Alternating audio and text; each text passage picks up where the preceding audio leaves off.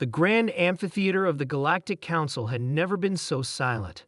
Representatives from over 300 species sat frozen in their environmental chambers, all eyes fixed on the entrance doors.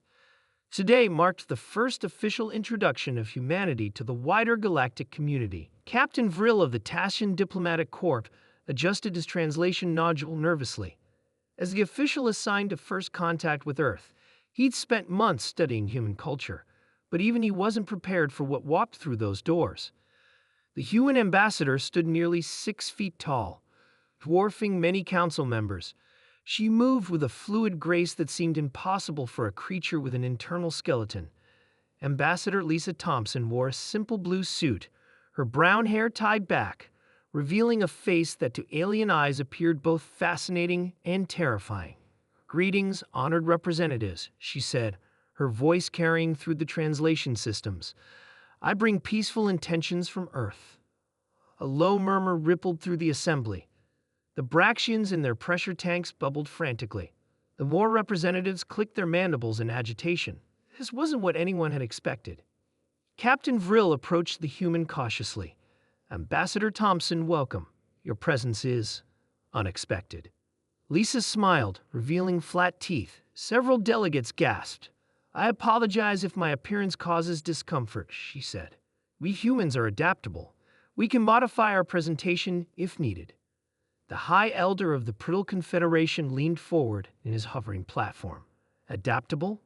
Our scouts reported your species survived on a Class 5 death world with extreme temperature variations, toxic atmosphere pockets, and dangerous wildlife." "Earth has its challenges," Lisa admitted, "but we evolved there."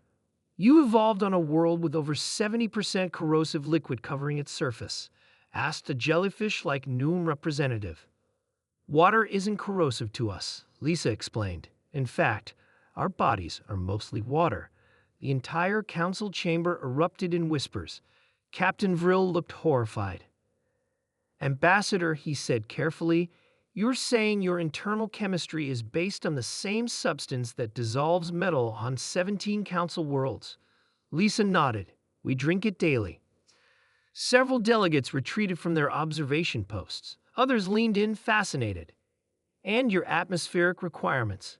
asked the insectoid representative from Call. "We breathe oxygen," Lisa said simply.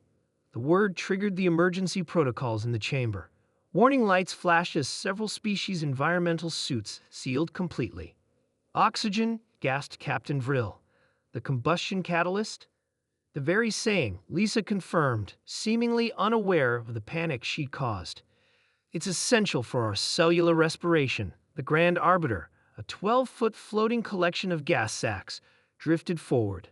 "Human, you're telling this council that your species evolved breathing a corrosive gas on a planet covered in caustic liquid with gravity nearly twice that of standard council worlds?" "Yes," Lisa said, "though I understand we're quite average for carbon-based life forms." "Average?" a reptilian delegate hissed. "Our scientific records indicate you've survived 3 extinction-level events during your evolution," added another counselor. Lisa shrugged, a gesture that made several delegates flinch. "Life finds a way." Captain Vril's translator struggled with the idiom, but the meaning was clear. Humans didn't just survive.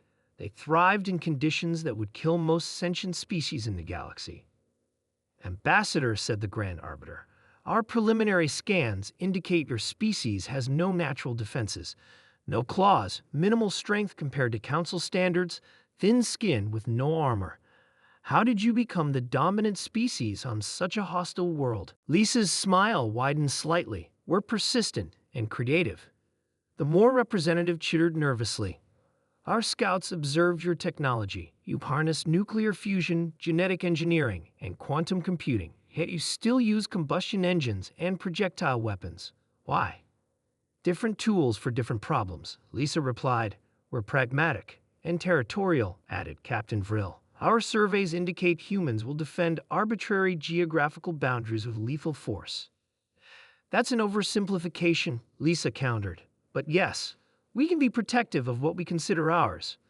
The Grand Arbiter's gas sacs pulsed thoughtfully. "Then humanity's admission to the Galactic Council requires careful consideration.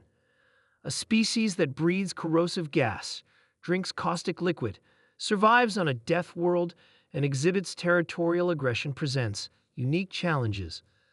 Lisa stepped forward, causing several delegates to back away. With respect, Grand Arbiter, humanity doesn't request admission.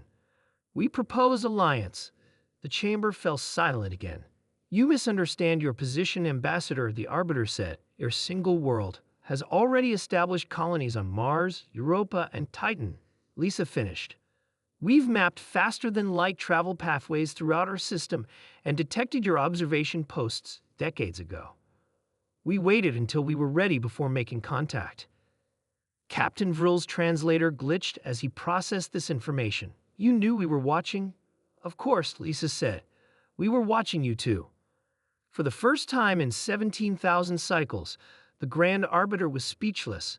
The human before them, this soft, seemingly defenseless creature, represented a species that had silently prepared for this moment while the Council thought they were the observers.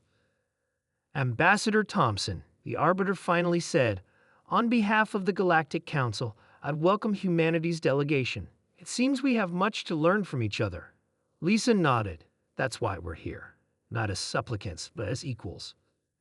As she took her assigned seat in the chamber, the delegates watched with new eyes. They had expected primitives. They'd found partners. And somewhere in that revelation was both promise and warning. Humanity was far more than they appeared. The galaxy would never be the same.